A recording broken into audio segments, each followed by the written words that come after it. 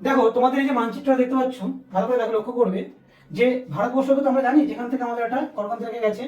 এখান থেকে যদি আমরা এটাকে উত্তর ভারত ভাবে, এটা দক্ষিণ ভারত ভাবে, তার উত্তর ভারত থেকে দেখো এই যে নদী অববাহিকা অঞ্চলগুলো দেখতে পাচ্ছ, এটা গঙ্গা নদীর অববাহিকা অঞ্চল। ভারতবর্ষের সব থেকে দীর্ঘতম নদী বা প্রধান নদী বলতে পারো এবং বৃহত্তম অববাহিকা নদী অববাহিকা অঞ্চল হচ্ছে কিন্তু এই গঙ্গা নদীটা। ঠিক আছে, দেখো গঙ্গা অববাহিকা।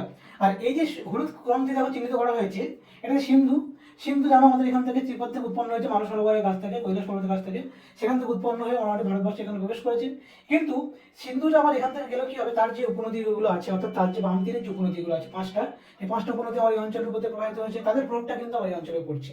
একটা নদী অববাহিকা অঞ্চল তাকে বলি আমরা যখন সেই নদীটা তার উপনদী তার শাখা নদী যতদূর অঞ্চল পর্যন্ত তার প্রভাব বিস্তার করে, তার জল প্লাবিত হয়ে যতদূর পর্যন্ত তার অঞ্চলটাকে প্লাবিত করে, যেখানে তার পলি জমে, এই যে টোটাল সামগ্রিক এলাকাটাকে সেই নদীর অববাহিকা অঞ্চল বলা হয়ে থাকে। তাহলে এটা গঙ্গা নদীর অববাহিকা অঞ্চল। গঙ্গার শাখা প্রশাখা বিভিন্ন আছে, গঙ্গার উপনদী এগুলো, গঙ্গার উপনদী তার উপনদী, এগুলো নিয়ে একটা গঙ্গা অববাহিকা অঞ্চল তৈরি হয়েছে। এটা আমাদের ব্রহ্মপুত্র অববাহিকা অঞ্চল। দেখো এরকম প্রত্যেকটা